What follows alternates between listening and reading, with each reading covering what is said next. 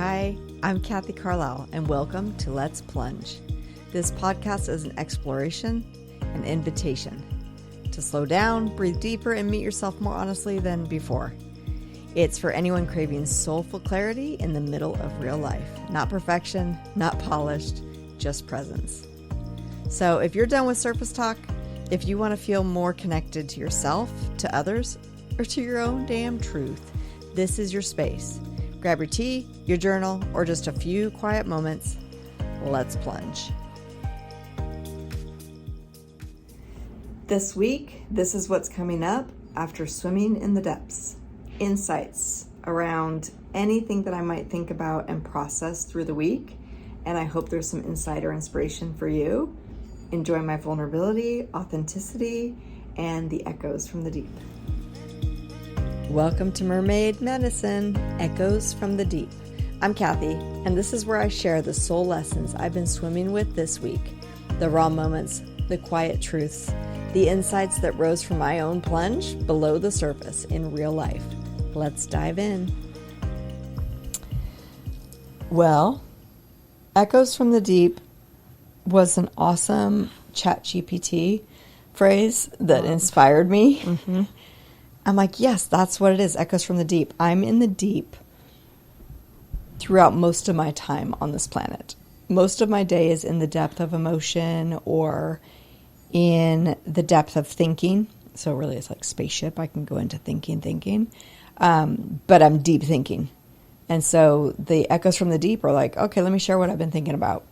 And things that I process with so many other people, whether they're healers or friends, that I'm like, oh, that was helpful processing for that person. Maybe I could share more. I think historically what we would have called it is taboo subjects. So me thinking deep is talking about things that most people don't see as appropriate or are too much to think about in a moment where we're just socializing.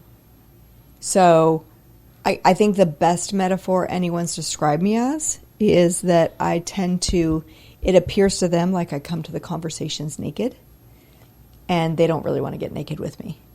So the depth is, I've come up, I'm a mermaid, I'm naked, because I've been swimming in the depths of emotions and thoughts and the things that matter, the things that maybe you get perspective-wise of someone dying recently. Like, wow, let's talk about what really matters. That's me. So when I'm coming up to try to socialize, that's why I need help. It's like, oh yeah, we just talk about weather and sports and little light things right now, Kathy. And I'm like, light? I'm having big emotion right now. And as soon as I start crying, everyone's like, oh, okay, we're talking with emotion now. Like, I can't help it. Mm-hmm. The emotions exude out of me, whether I want them to or not. I just got off the phone with someone, and they were talking about this soul-searching, self-reflecting that they're doing. They're in their 30s, and she was saying how much she thrives and feels seen when she's doing that work, and she still has trouble with her family seeing her new. And so I translate that as wanting to have deeper relationship and connection with her parents or her cousins or siblings or whomever she's talking to. What is that depth? To me, plunge gives the ability for someone to use it as a tool to get the connection they yearn for. So it's like, oh, everybody's talking about sports again, and I can't add to this conversation. I still want to feel seen. Guys, let's use the app. Like, let the app be the awkward thing. It's never super comfortable for me, even as the creator of the app, to say, I want to connect with you. That's the most vulnerable part. I want a connection with you. I want to talk about something that matters. Will you plunge with me? Or I can get less vulnerable and I said, let's just plunge.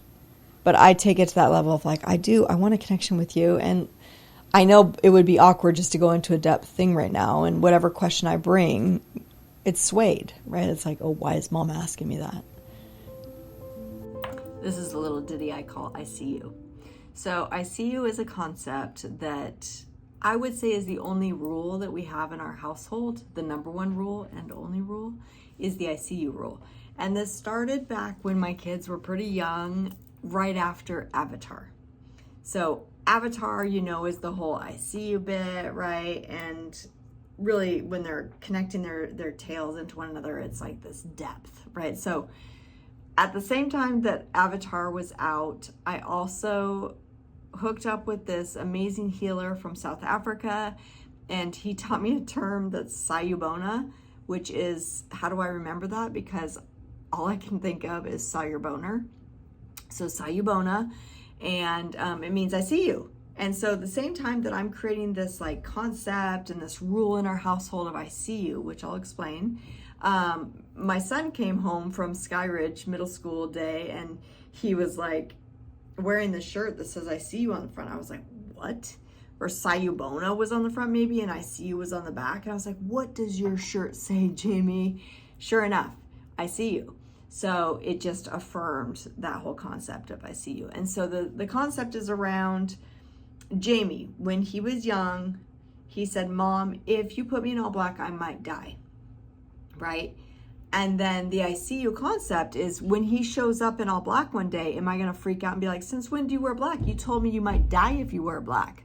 That is the vulnerability that I think individuals feel in showing themselves new to their friends and family. Like, this is my new hair, this is my whatever. And it's like, since when? And it's immediate, like soul crushing, heart crushing in that moment of like, I just was brave enough to show you something new, and the first thing you called me out on is that it's not me. So instead, we employed this concept of like, hey, no matter what new thing I show you, I see you is first and foremost what comes out of your mouth. It doesn't mean that I don't have moments of fear, because ultimately when I'm saying since when, it's I'm afraid this person is going to leave me. That's the ultimate fear, right? I am freaking out. I'm sad. This person changed. I don't want them to change. So if everybody had like earbuds on that censored what people are actually saying, it's I'm scared you're leaving me, right? So they're like, hey, I like the color black, and we as a family said we don't like black, and all of a sudden they say I like black, and we're gonna say, since when, James? We all hate black, remember? Versus, I see you. Or sometimes we're like, I see you wearing all black, James. It's like there's still the fear there of like they're showing something really new.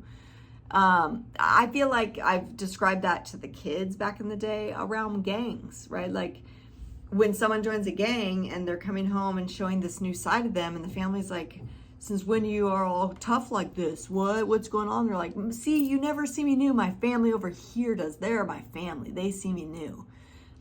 It's just that you have bravery to show these new people this new side of you, that vulnerable side.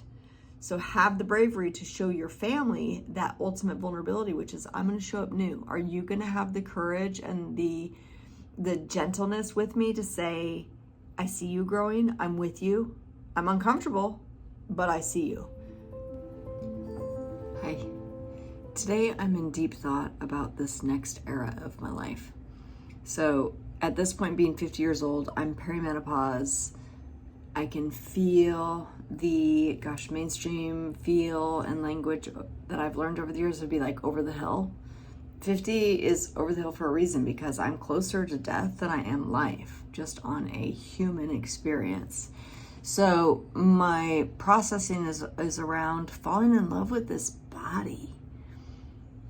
I'm reminded when I have a couple verbal Asperger on the spectrum of Asperger's humans in my life, and one of which he tends to go kind of physically to the side, and my hairdresser and I talk about it because we're both friends with him. She introduced me to him, and I thought to myself when she was describing, him going off to the side is getting worse and worse, and she reminded him, hey, I need you to sit up, buddy. And he was like, oh, was I tilting again? And I thought to myself, man, this is exactly what I was listening to with telepathy tapes when I really resonate with the moms having to describe to the kids that they have fingers in order to use their hands. And sometimes I have to do that to my body. Like, I don't feel my feet, but I have to tell myself that I have feet. I'm like, there's the toes, and I have to touch the toes. That's what Pilates, through the week reminds me of, like, this is my body, and I have to take care of my body, because the more frustration, the more pain, the more fill in the blank there is in the body, the more we want to shoot up into our heads and beyond. And so sometimes it takes a reminder. And so this era that I feel like I'm stepping into is truly, I want to fall in love with this body. Like, this is the body I get this time around. And sometimes it's hard to love. historically for different reasons, like really superficial reasons for myself, like just on looks, but now it's like a different level of it. It's so high functioning in so many ways. Like I have an incredible body, the immune system, there's so many systems that are working when I don't even have to tell it to. And I've healed my gut biome. Like I'm healed on so many levels, and yet it's still really hard to walk. It's still really uncomfortable to function in the doing world as a human doer. So I just am reminded of that practice of how deeply can I fall in love. I've been a lucky human to experience love in other humans in so much depth and capacity. So I know what it's like to fall in love. I want to know what it's like to fall in love with this body. It's the era of falling in love with myself. I picked a card today. It's going to read backwards. Gratitude changes everything. What's hitting me in this moment is to be able to give you a story that I call the Jim perspective that I got to have a couple weeks ago, that reiterates how important gratitude is in my life. Jim is someone I met more than 10 years ago, maybe close to 10 years ago. And he also was diagnosed with MS at the time that I met him. He was on a very mainstream Western journey with drugs and all the things that was very different from my journey, and also the journey I thought I was going to go on. So he's on that journey. He's going through a lot in life in general at the time frame, and so we naturally kind of just grew apart and did our own thing for years. And I just recently met up with him again over a curiosity of an event that I knew he went to, Joe Dispenza event, and I was like, man, I know that Jim's been to Joe Dispenza, and so let me check in on what his experience was like, and that cued us to get together and chit chat. The perspective that I was able to gain by having Jim around me that day was huge, that unfolded over the next couple of days. For instance, so he came in, he's in a wheelchair, he's non-mobile. I can tell he can only move one hand. I think he can only move his right hand. And he was sharing some of the story, and he's on a very spiritual path at this point, and saw a lot in common with me in his current path that he's on. And so we were chit-chatting about that. And so the next day I was like, well, that was interesting that we hooked up, but why were we supposed to meet together? What was the magic that was supposed to happen between us? Cue Pilates. I'm in Pilates. I've sat with Jim for a few hours, and he's in his wheelchair. Mind you, he's in a wheelchair that it's so wonderful and complex and advanced that when he starts getting numb on his butt, then he can make it go down in lie position. So we're in there for hours, and he has to lie down and different things to make sure that his body's comfortable in order to sit and talk with me. So that awareness was not wasted on me. So cue Pilates. I'm doing an exercise that I do not like doing. And thank you, shout out to Katie and Life Pilates for continuing to help me get past I don't want to do this, and I need to do this for my body to be able to function. And so I'm doing this exercise that is a towel on the ground, and I'm scrunching with my toes. Now, I don't have a lot of feeling in my toes, or the feeling I do have is weird, awful sensation, like when your feet feel fat, after warming up after a really cold day. Like your feet are really cold and they warm up, so like sometimes they're burny like that warming up, and other times just weird fat, like Novocaine, like someone shot your feet up with Novocaine. So that's what my feet feel like. So when I scrunch it, it's just uncomfortable. It's not painful. I just don't like to feel what I feel, because I used to feel, right? And so I go into the past, and then I start freaking out of the future of like, are they going to be like this forever? And so I go back and forth. The day after I spent with Jim, magically, through gratitude, in the moment, I was like, okay, this is hard. I wonder when the last time Jim was able to do this. That perspective of having another human, handicapped human in my life, was everything in that moment to give me perspective of like, I can do this. Like, my friend would love to do this. I can do this. So that Jim perspective was something that fed me for a solid week really strong, effortlessly. And now I have to create the effort and bring in it's not so much gratitude in the moment, even though gratitude does change everything, but more so just knowing that my whole world, like in my mind, the world I've built around me are all able people. Dramatically, there's many amazing physical specimens in my life that are busy doing, because that was my drug of choice historically, was doing. If I didn't want to feel, if I have too many emotions, I'm going to do. And so taking that away again, I'm left with like, how can I be with this, right? And what if I have perspective that not everybody around me is able? That matters. That matters to bring in. So it was alarming, because that same week I was watching the We Are Beautiful People on adult disabilities, and I had to sit with the truth and the reality in my life of like, I can count the disabled humans, not temporary disability where it's like, oh, there was a knee injury and then she bounced back. No, I mean disabilities that everybody has to adjust to, or handicapped people. Like, I know of a lot, but they're not in my consistent realm or community on the daily. And so I revert back to, woe is me, I'm the only one that's not able, because my world around me is full ability. So it's created suffering in the past, and I'm grateful for the gym perspective. Mermaid medicine around being and doing. Being a human doer and a human being. Human. Put that on a t-shirt.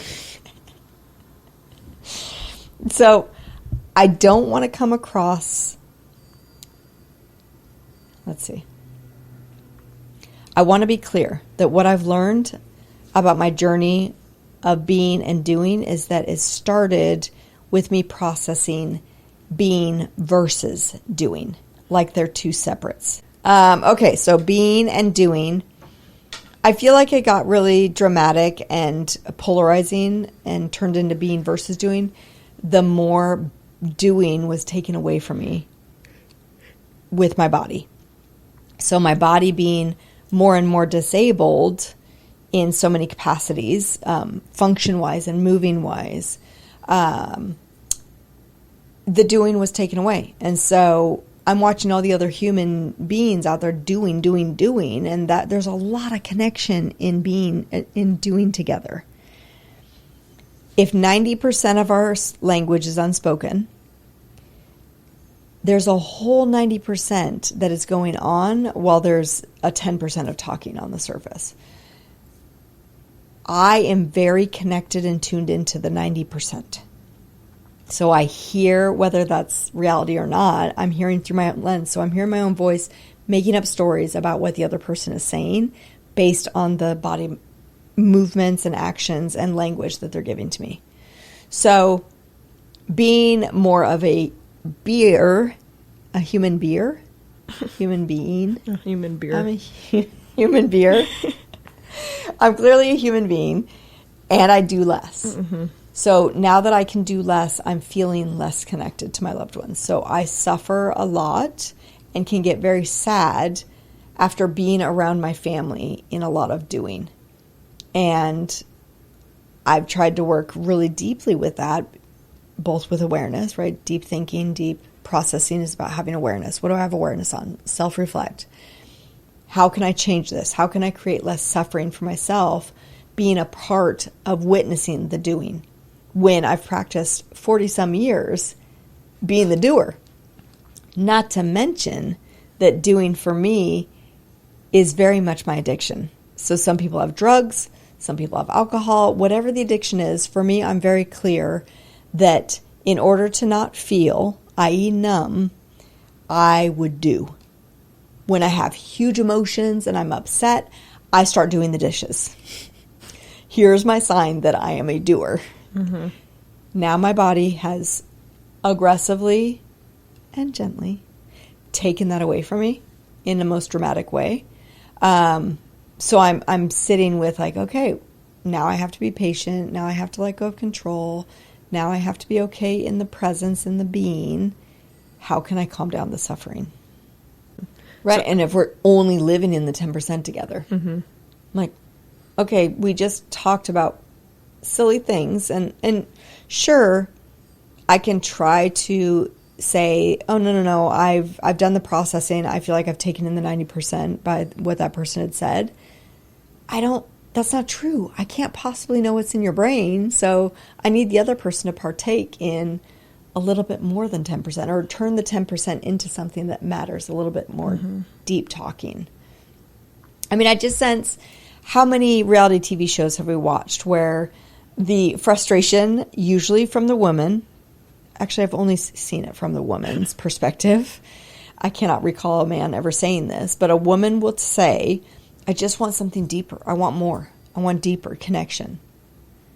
Hence why we put, the hashtag around deeper connection, because that's what people are putting into the app store. Of like, I want deeper conversation, deeper connection. I want something deeper. What does that mean? I would say deeper to me is something with self-reflection. So I'm talking about I'm not telling you a bunch of stuff about someone else or something else. I might share an emotion. I might share some kind of personal insight around something that makes me feel, that's how I know someone's talking deeper. So it doesn't have to be the traumas of our life. If someone's able to say, I really love that shirt. Green is one of my favorite colors and it looks great on you. That's still a deeper connection. That's a connecting moment, even if it's a surface thing. Hey, thanks for listening. If something landed, let it ripple. And don't wait until next time to plunge. Get out that app. In the meantime, go follow us on Instagram, like and subscribe on YouTube. See you later, plungers.